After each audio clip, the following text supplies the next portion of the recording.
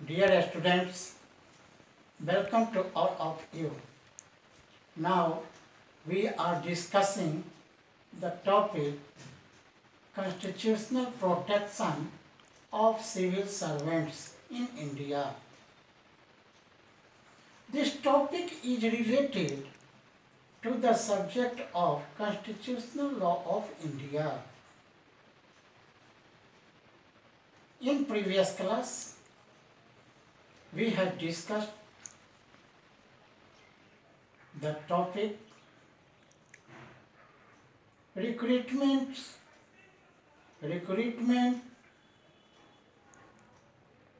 term, conditions of duration. It means doctrine of pleasure. अर्थात कि हम सब आज एक नया टॉपिक जो भारतीय लोक सेवकों के संवैधानिक संरक्षण से संबंधित तथ्यों से है। हम पहले भी लोक सेवकों के नियुक्ति, पदावधि की शर्तें एवं प्रसाद के सिद्धांत इत्यादि विषय वस्तु को पिछले वर्ग में बताए थे। ऐसे आज की जो विषय है, यह नया टॉपिक है, वह लोक सेवकों के संवैधानिक संरक्षण से। जैसे इससे पहले हम सब चर्चा किए थे भारतीय संविधान के अनुच्छेद 309 एवं 310 के प्रोविजंस के संबंध में, जिसमें specially for doctrine of pleaser से रिलेटेड तथ्यों को बताए थे। लेकिन आज जो कॉन्स्टिट्यूशनल प्रोटेक्शन से संबंधित तथ्य को बताएंगे वो भारतीय संविधान के अनुच्छेद 311 के अंतर्गत उपबंधित है। अनुच्छेद 311 के तहत जो भारत के लोक सेवकों या कर्मचारियों के संवैधानिक संरक्षण के विषय में जो प्रावधान दिए गए हैं, उसमें मुख्य रूप से दो स्वरूपों पर चर्चा किया गया है। वे दो स्वरूप कौन कौन से हैं? तो पहला है कि लोक सेवकों के हटाने के या लोक सेवकों को पदच्युत या रैंक में रिडक्शन के लिए जो अधिकारी ये कार्य करते हैं, वे अधिकारी या अथॉरिटी नियुक्तिकर्ता जो नियुक्ति करने वाले अधिकारी के समकक्ष होना चाहिए। और दूसरा उसका स्वरूप है, दूसरा फॉर्म्स है जो संवैधानिक संरक्षण में दिया गया है कि यदि लोक सेवकों को पदच्युति अर्थात डिसमिसल या हटाने की प्रक्रिया अर्थात रिमूवल प्रोसेस या रैंक ऑफ रिडक्शन जो किया जाता है, तो उससे पूर्व उसे जांच अधिकारी द्वारा जो जांच रिपोर्ट है उसको दिया जाने की आवश्यकता है। अर्थात अनुशासनिक कार्रवाई करने से पहले जो औपचारिक लोक सेवक है उसे लोक युक्त अपनी सफाई पेश करने का उचित अवसर दिया जाना चाहिए। तो इस तरह से ये दो तत्व है जो संवैधानिक संरक्षण अधिकार लोक सेवकों को मिला हुआ था। तो जो पहला था कि नियुक्तिकर्ता, लोक सेवकों के नियुक्तिकर्ता के समकक्ष हटाने वाला अथॉरिटी होने की आवश्यकता है। तो इस संबंध में एक मामला आया था महेश वर्सेज उत्तर प्रदेश राज्य का, जिसमें प्रार्थी का नियुक्ति डेवलपमेंट अफसर के द्वारा, जो डेवलपमेंट अफसर ऑफ रेलवे के द्वारा उसे किया गया था। लेकिन प्रार्थी के कुछ किए गए कार्यों, जो अवैध कार्यों के कारण रेलवे के सुपरिटेंडेंट के द्वारा उसे पदच्युत कर दिया गया, डिसमिस कर दिया गया। तो उस संदर्भ में प्रार्थी ने न्यायालय में यह याचिका डाली कि उसे समकक्ष या नियुक्तिकर्ता के द्वारा नहीं हटाया गया, डिसमिस नहीं किया गया है, पदच्युत नहीं किया गया है। उस पर न्यायालय ने उसके आवेदन को अवलोकन करते हुए यह निर्णय दिया कि नियुक्तिकर्ता जो डेवलपमेंट अफसर है उसके एक समकक्ष ही सुपरिटेंडेंट है, इसलिए उसका जो डिसमिसल है वह वैध है, लीगल है। इसी तरह से एक दूसरा केस भी आया था पीएल ढींगरा वर्सेज भारत संघ का, कि और भी केस आया जिसमें भी न्यायालय ने जो पहला प्रारूप है उसके संदर्भ में फैसला दिया, जिसे आप सब पुस्तकों में विस्तृत रूप से देख सकते हैं। फिर इसी तरह एक और मामला आया संपूर्ण सिंह वर्सेज पंजाब राज्य का, जो 1982 का मामला है। इस मामला में कोर्ट ने कहा कि आर्टिकल जो दूसरा फॉर्म्स था, जो दूसरा फॉर्म्स अर्थात जो युक्त अवसर देने का से संबंधित था, कि अपने सिद्ध जो दोष सिद्ध है उससे बचने के लिए उसे जवाब देने का युक्त अवसर देने का था। तो संपूर्ण सिंह बनाम जो पंजाब स्टेट के मामला था, उसमें कोर्ट ने यह क्लियर किया, कोर्ट ने यह स्पष्ट किया कि अनुच्छेद 311 पार्ट 2 में जो पदच्युति के जो तथ्य है, या पद से हटाए जाना या रैंक में रिडक्शन का जो भी प्रावधान किया गया है या अवसर देने का प्रावधान किया गया है, उससे के विषय में स्पष्ट रूप से आप इस मामले के विस्तृत फैसला से आप समझ सकते हैं या देख सकते हैं। क्योंकि दंड देने के समय इसी तरह का एक और मामला आया था, जो खेमचंद्र वर्सेज भारत संघ का मामला जो पहले था, उसमें युक्त अवसर के तत्वों का एक्सप्लेनेशन करते हुए उच्चतम न्यायालय ने के द्वारा यह कहा गया था कि यदि आरोप जांच अधिकारी के द्वारा आरोप सिद्ध होने पर उसे डिसमिसल करने का रिपोर्ट यदि अनुशासनिक अधिकारी को दिया जाता है,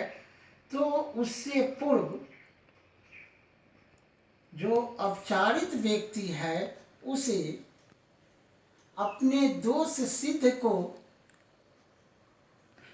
के खिलाफ विरुद्ध अपना तथ्य रखने के लिए अपना युक्त अवसर देना चाहिए। अर्थात यहाँ ये स्पष्ट है कि सुखवंत सिंह बनाम पंजाब राज्य में भी यह इसकी विस्तृत विवेचना की गई है। इस तरह से चाहे वह महेश वर्सेज उत्तर प्रदेश राज्य से संबंधित मामला हो या दूसरा पुरुषोत्तम लाल धिंगरा बनाम भारत संघ के मामला हो, जो संवैधानिक संरक्षण की प्रथम जो स्वरूप है, तत्व है, उसको स्पष्ट करता है, तो दूसरी तरफ जो खेमचंद्र वर्सेज भारत संघ का मामला हो या सुखवंश सिंह वर्सेज पंजाब राज्य का मामला हो, यह मामला भी स्पष्ट करता है। तो इस प्रकार इन सभी मामलों से यह स्पष्ट होता है कि न्यायालय के द्वारा लोक सेवकों के प्रति फैसला जो स्पष्ट किया गया, इससे उस समय की सरकार बेचैन हो गई। सरकार को यह दिखने लगा कि न्यायपालिका की दखलंदाजी लोक सेवकों के संरक्षण के प्रति अधिक होते जा रहा है। इस पर 1976 में भारत सरकार ने 42वां संविधान संशोधन में लोक सेवकों के सुनवाई के जो युक्त अवसर का प्रावधान था, उस अधिकार को समाप्त कर दिया। अब सरकार के द्वारा जब जो संवैधानिक संरक्षण जो लोक सेवकों को मिलता है, उसके दूसरे प्रारूप को के अधिकार जो उसे मिला हुआ था कि जो अगर उस पर आरोप सिद्ध होता है तो उस आरोप से बचने के लिए अनुशासनिक अधिकारी के पास उसे अपने बचाव में तथ्य रखने का युक्त अवसर दिया जाता है, उस अधिकार को समाप्त कर देना इस संविधान संशोधन से यह एक बहुत बड़ी घटना उस परिप्रेक्ष्य में था, जिसके लिए बहुत से कर्मचारी यूनियनों ने आवाज उठाई। बहुत से उसके मददगारों के द्वारा कोर्ट में याचिकाएं पढ़ने लगा। इस पर अनेक मामला आने लगा। तो सबसे पहला 1976 में ही एक मामला आया डिविजनल पर्सनल ऑफिसर का मामला, या साउदर्न रेलवे से संबंधित साउदर्न रेलवे वर्सेज जो टी.आर. चलप्पन का मामला न्यायालय में आया।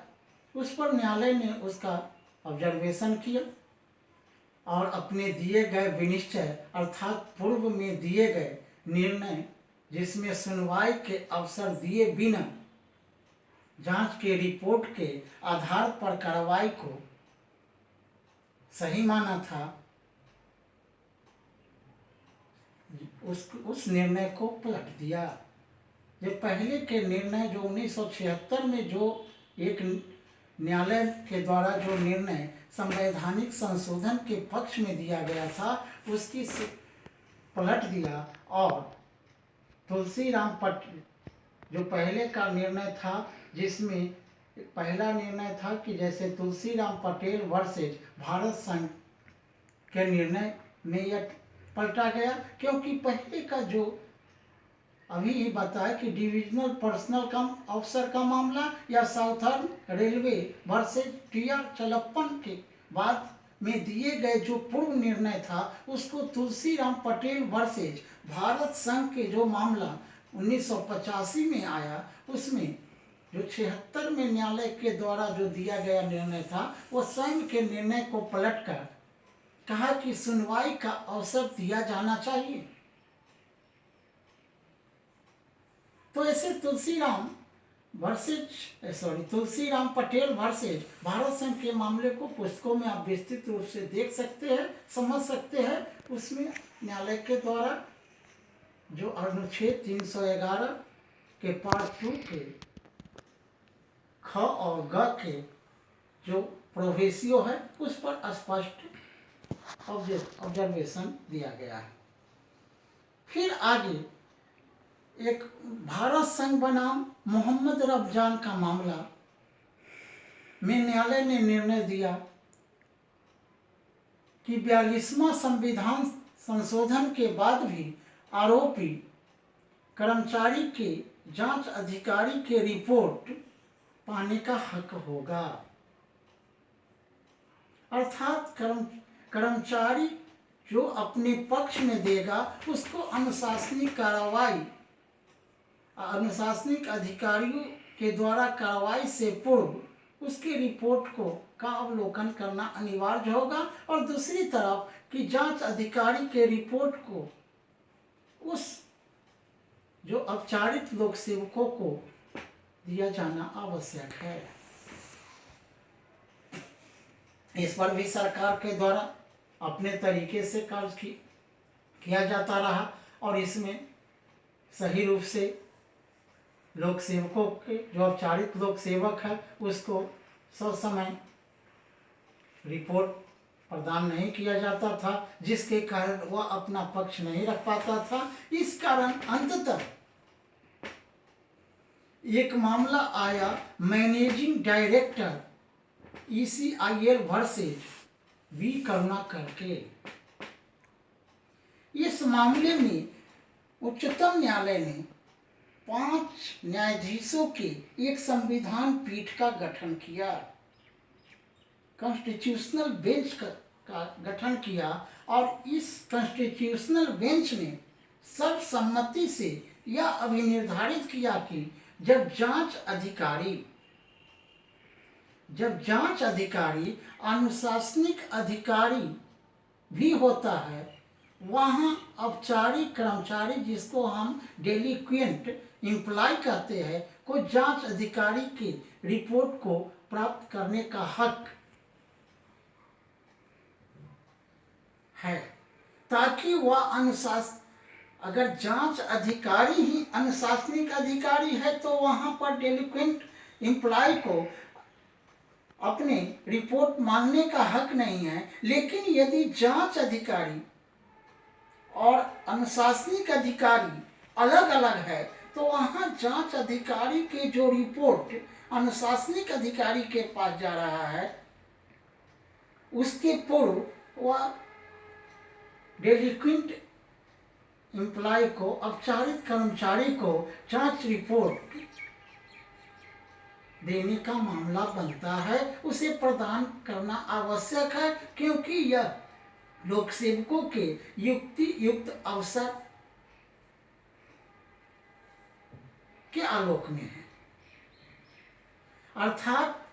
अपने बचाव हेतु जो औपचारिक लोक सेवक है अपने युक्त रूप से अपना पक्ष अर्थात उस पर जो सिद्ध दोष है उस सिद्ध दोष के विरुद्ध अपना पक्ष को मजबूती से अनुशासनिक अधिकारी के पास रख सके। अतः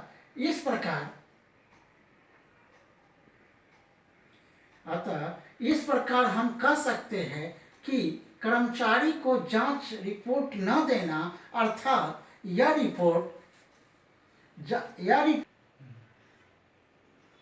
इस तरह से हम कह सकते हैं कि यदि संविधान बेंच का जो निर्णय आया इससे लोक सेवकों के संवैधानिक संरक्षण को अधिक मजबूती प्रदान हुआ। अर्थात यदि कर्मचारी को जांच रिपोर्ट न देना अर्थात कर्मचारी के युक्त तरीके से निर्दोष सिद्ध करने से रोकना अर्थात नैसर्गिक न्याय नेचुरल लॉ के सिद्धांतों के अवहेलना होगा, जो भारतीय संविधान के अनुच्छेद 14 एवं अनुच्छेद 21 का अतिक्रमण होता है। तो इस तरह से न्यायालय ने समय समय पर अपने विभिन्न निर्णयों के द्वारा लोक सेवकों के संवैधानिक संरक्षण को मजबूती से रखा है, मजबूती से उस पर निर्णय दिया है और लोक सेवक भय मुक्त होकर अपने कार्य का निर्वहन कर सके। तो यहाँ पर ये कहा, इस प्रकार यह कहा जा सकता है कि जो कार्य लोक सेवकों के द्वारा निर्धारित है उसे यदि वह कर रहा है, उसमें यदि कोई औपचारिक होता है तो उसके लिए कानूनी प्रावधान है, उससे उसे बचने का भी उचित अवसर मिलना चाहिए। यदि सरकार के द्वारा संवैधानिक पीठ के निर्णय में जो कहा गया कि उसे युक्ति युक्त अवसर प्रदान नहीं करना, वह या उसके सिद्ध दोष से बचने का समय न देना आर्टिकल 14 या 21 का जो उल्लंघन है और इस तरह के कार्य होगा, तो वह फैसला वह लोक सेवकों के प्रति जो कार्रवाई है, चाहे वह डिसमिसल के हो या रिमूवल के हो या रैंक घटाने का हो, वह अवैध, इलीगल होगा। तो इसी तरह से यदि आपके सामने आए कि यदि सस्पेंशन होता है, अगर लोक सेवकों का निलंबन होता है, यदि उसके साथ साथ निलंबन के साथ साथ पदावनति होता है या उसको अनिवार्य सेवा मुक्ति होता है, जिसको हम वोकेशनल रिटायरमेंट कहते हैं, इत्यादि किया जाता है, तो इन सभी कार्यों पर संवैधानिक संरक्षण न के बराबर है, सामान्यता नहीं है, क्योंकि उस पर कोर्ट ने संविधान के जो आर्टिकल 311 1 या 2 पार्ट 2 में कहीं पर निलंबन या अनिवार्य रिटायरमेंट या जो पदावनति इत्यादि पर कुछ भी प्रावधान नहीं दिया गया है। तो इस तरह से अभी मैंने आपको लोक सेवकों के संवैधानिक संरक्षण के विषय में बहुत से मामलों को, वादों को, न्यायालय के डिसीजन को, निर्णयों को रेफरेंस के रूप में बताया। लेकिन साधारणतः आप इतना समझिएगा कि भारतीय संविधान के आर्टिकल 311(1) या आर्टिकल 311 पार्ट 2 में जो 2 मुख्य प्रावधान उपबंधित है, अर्थात पहला कि लोक सेवकों को पदच्युत या हटाने या रैंक घटाने इत्यादि पर जो उसके नियुक्तिकर्ता के समक्ष, अधिकारी के समकक्ष हटाने वाला अधिकारी होना चाहिए या उससे कनिष्ठ अधिकारियों से नहीं हटाया जा सकेगा। और दूसरा ये स्पष्ट किया गया कि यदि किसी भी लोक सेवक को उसके कार्य के विरोध में, जो उसके गलत कार्य हो या सही कार्य हो, पदच्युति या उसको कहेंगे कि हटाने की क्रिया, ये डिसमिसल या रिमूवल या जो रिडक्शन ऑफ रैंक इत्यादि कार्य अगर उस पर किया जाता है, तो उससे पहले जो जांच रिपोर्ट आता है, उस पर जो जांच रिपोर्ट के द्वारा आरोप जो लगाया जाता है, उस आरोप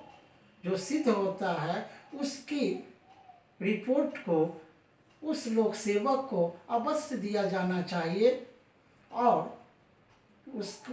अपनी सफाई के लिए उसे युक्ति युक्त अवसर दिया जाना चाहिए, जिससे कि वो अपना पक्ष भी रख सके और उसके बाद उसके पक्ष को देखते हुए अनुशासनिक अधिकारियों के द्वारा अगला कार्य करना चाहिए। ठीक है, सरकार के अधिकार बहुत है, सरकार